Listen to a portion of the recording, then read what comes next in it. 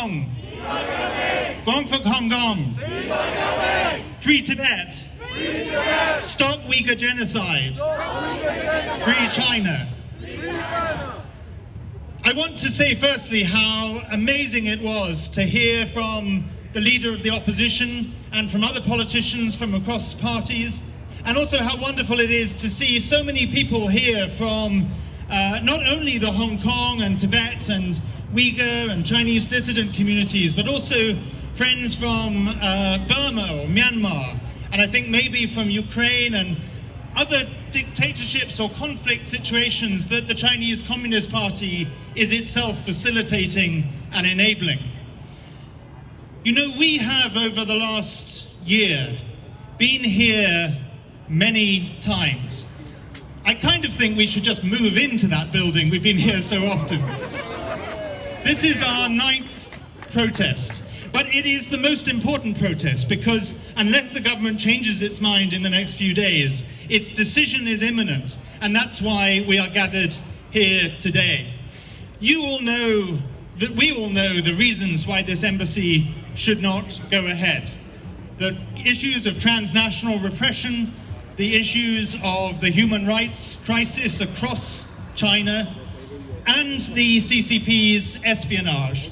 And if you weren't familiar with the issues, and if you haven't been following the news, just look at the front page of the Telegraph this week. China Embassy's secret threat to the city.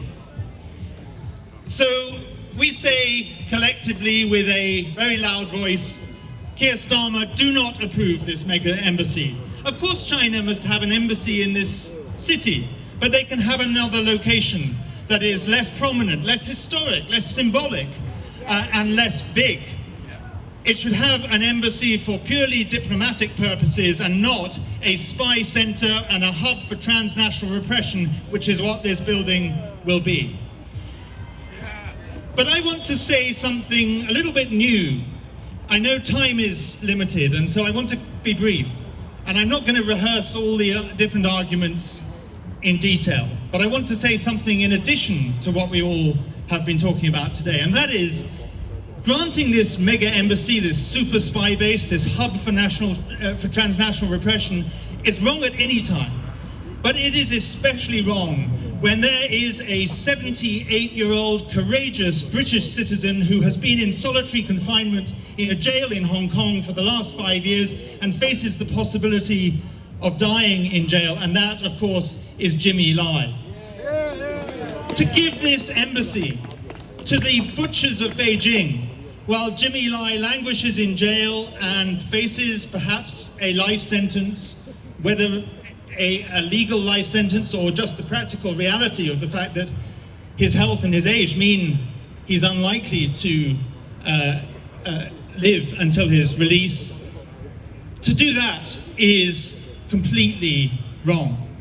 Keir Starmer, we believe, is planning to go to Beijing at the end of this month. He should not go to Beijing unless Jimmy Lai is released. Jimmy Lai's release should be a condition for that visit. And I have one last suggestion.